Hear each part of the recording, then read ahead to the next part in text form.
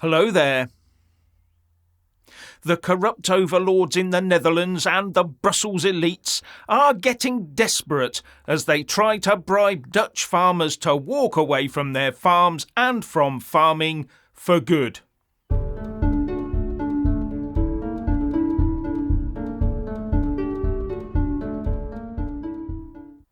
The EU has climate goals, but the Netherlands can't meet them unless they close down thousands of farms and get rid of loads of their livestock. But farming in the Netherlands is huge, second only to the US in terms of exports, and therefore a big part of that country's GDP. But all that has to go. And fewer farms means less food for the planet. But the Netherlands government came up with a plan to buy out 3,000 farm owners by paying them 20% more than their land was worth, and the taxpayer bill will be in the region of 25 billion euros. But what will the farm hands get out of this?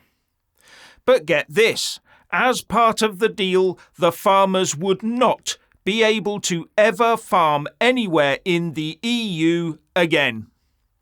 But as an EU member, the Netherlands government had to kick this deal upstairs for approval, and Brussels, of course, leapt at the chance and okayed it. They are EU climate targets after all, and it also bypasses any threat from the newly elected members of the Netherlands Farmers' Party.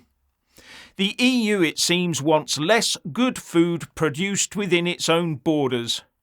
Are they expecting a sudden decline in the population or something? Now, some are saying that this clause to force farmers out of their business livelihoods forever is likely to be unlawful. But this is the EU, and if the EU Commission has said it's okay, then the ECJ is going to support that in any subsequent court case brought by any disgruntled farmers. And as this would then be a decision emanating from an EU body, the Commission, there would, I think, be no recourse to the European Courts of Human Rights either. I'll just remind you, the EU as a body and all its agencies are not part of the Council of Europe's European Convention on Human Rights, despite the EU ordering all EU member states and the UK post-Brexit to be a part of the ECHR. Anyway, we now see how governments will be enforcing the UN and WEF climate targets on us. Just buy them all out with taxpayers' money. Add now to the great Sadiq Khan London ULEZ rip-off. When I read this in the Telegraph, I just had to go and dig out the original ULEZ report for myself, because I couldn't believe that the ULEZ expansion was going ahead on the basis of the findings of that report. The Jacobs report, published a year ago, had 38 impact areas, giving each one its own rating on whether the ULEZ expansion would be positive or negative. And here's the results for you. Moderate positives, 1. Minor positives, 5. Neutral, 11. Minor negatives, 15. Moderate negatives, 6. So it's mostly negative then, or neutral. So this is going to cost millions of pounds to put in place and cost Londoners billions in extra taxes and restricted travel for what is in effect a negatively loaded programme.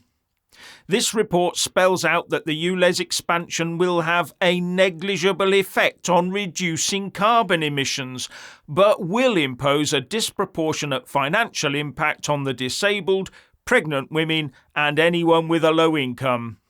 A Labour mayor smashing the vulnerable. Well, he is a champagne socialist, isn't he?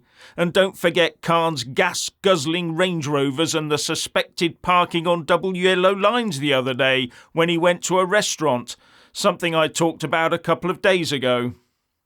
Khan claims it's all about the climate and particulate emissions, but this report tells us a different story. The reality is that this is all about the WEF and the C40 cities of which he is the chairman. all with the aim of maximum control over the ordinary people.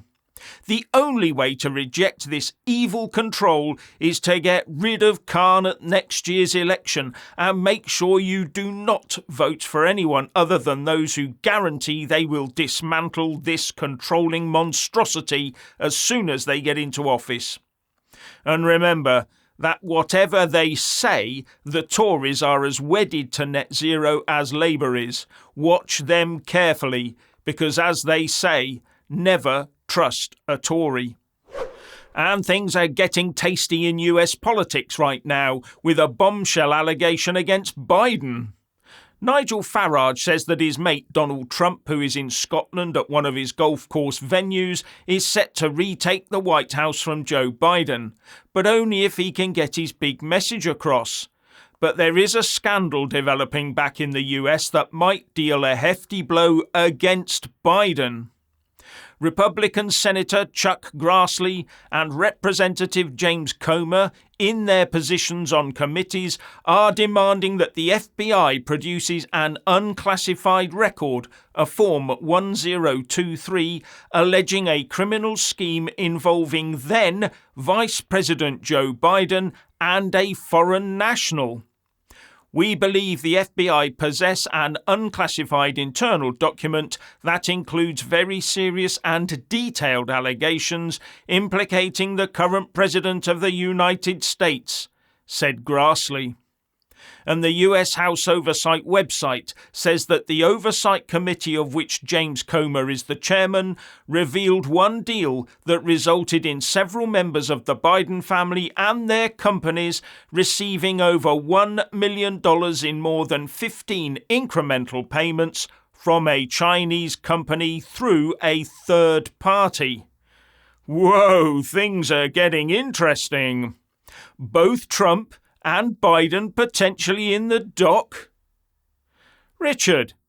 Sorry to repeat myself, but reading through the comments of yesterday's video brings home the reality of the damage that it has done to many of your lives, where friends and family have departed way before their time. It is impossible for Jeff and I to not pause for a moment to acknowledge your pains and sufferings, because it is absolutely heartbreaking to read some of the comments that you left yesterday. We are genuinely moved to read your comments on this. What I want to know is, what type of person can actually stand there and say it has had nothing to do with these unexpected departures of our loved ones? You don't have to believe it is part of an extermination policy by shadowy figures to see that official figures are showing something terrible is happening, and the government statistics bear witness to this. It is one thing for Joe Public to deny what is going on, but when your own government gaslights you into thinking this is propaganda from enemy states overseas, they are doing so in full knowledge that they are lying. Now comes the big question. Yes, the question that everyone is trying to skirt around. Why? Why would the state and its ministerial mouthpieces lie to us on such a fundamental issue?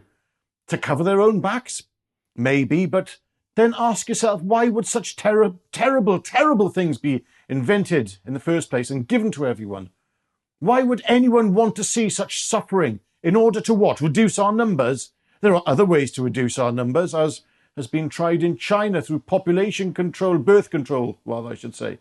And that was pretty darn evil as well. So what kind of evil could be behind what we are seeing unfolding in the world? Well, I'm afraid all roads do actually lead to evil and the concept of evil and right and wrong.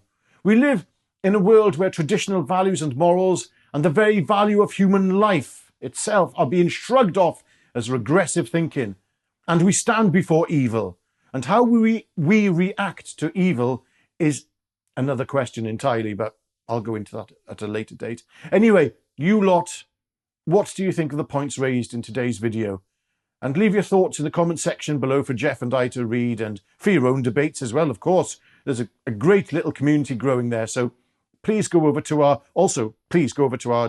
Jeff Taylor Clips channel to subscribe, and don't forget to press the little bell and then select the all option.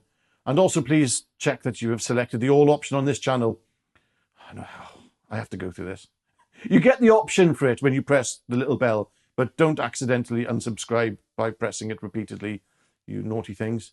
And the reason we ask you to check the all option is YouTube has changed and doesn't send latest videos to subscribers unless the all option is pressed. Anyway, I had to go through that bit of housekeeping. So we'll see you all again tomorrow at 5:45, 5:45, 5:45.